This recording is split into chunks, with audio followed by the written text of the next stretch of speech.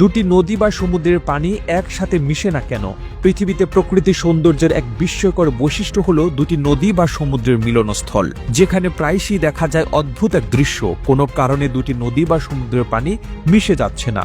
জায়গাটি দুটি নদীর মিলনস্থল হলেও তাদের পানি প্রবাহ থেকে আলাদা, যেন তাদেরকে আটকে দিচ্ছে অদৃশ্য কোনো দেয়াল।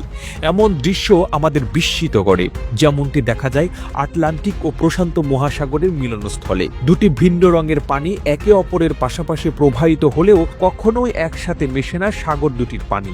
এই অদ্ভুত রকমের দৃশ্য দেখা যায় বাংলাদেশেও। চাঁদপুরের ৩ নদীর মোহনায় ৩টি নদী এক জায়গায় এসে মিলিত হলেও কোনো নদীর পানি মেশে না একে অপরের সঙ্গে, বরং একই সঙ্গে আলাদা রঙের পানি চোখে পড়ে। এখন প্রশ্ন হচ্ছে, আশ্চর্য এই ঘটনার কারণ আসলে কি?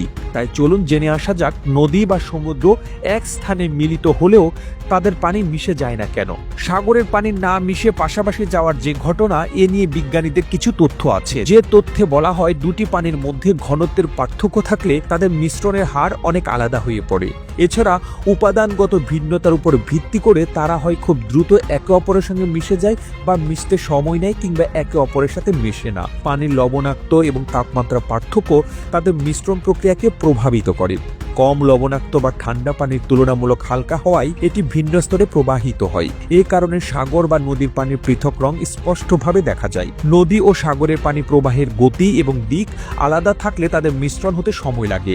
এমন ঘটনার সবচেয়ে ভালো উদাহরণ হতে পারে গল্ফ অব আলাস্কা বা আলাস্কার উপসাগর। এটি প্রথম নজরে আসে 2007 সালে কেন ব্রোল্যান্ড নামক এক প্রফেসর তোরা গল্ফ অব আলাস্কার এক ছবির মাধ্যমে। এটি উত্তর প্রশান্ত মহাসাগরের দক্ষিণে অবস্থিত একটি উপসাগর, যেখানে প্রশান্ত মহাসাগরের পানি ও আলাস্কার উপসাগরের পানির মিশ্রণ ঘটে না। দুই সমুদ্রের পানি আলাদাভাবে পরিষ্কার দেখা যায়। এর কারণ, গালফ অব আলাস্কায় হিমবাহ থেকে আসা পানির ঘনত্ব কম, কারণ এতে লবণাক্ততা কম। অন্যদিকে প্রশান্ত মহাসাগরের পানি লবণাক্ত ও ঘন, ফলে এই দুই ধরনের পানি পাশাপাশি থাকলেও তারা সহজে মেশে না। গবেষক কেন ব্রোল্যান্ড এই দৃশ্যই ধারণ করেন, যা বিজ্ঞানীদের কাছে বিষয়টি আরো স্পষ্ট করে তোলে। বাংলাদেশের চাঁদপুরে পদ্মা, মেঘনা এবং ডাকাতিয়া নদীর মিলনস্থল এমন ঘটনা দেখা যায়। এই ৩ নদীর পানির ঘনত্ব ও বয়ে আসা খনিজ পদার্থ প্রবাহের গতি সবই আলাদা, ফলে একই মোহনায় থেকেও তারা পৃথক রঙে ও প্রবাহে চলতে থাকে। তবে ধীরে ধীরে এই পানি একে অপরের সঙ্গে মিশে যায়, যা খালি চোখে দেখা যায় না।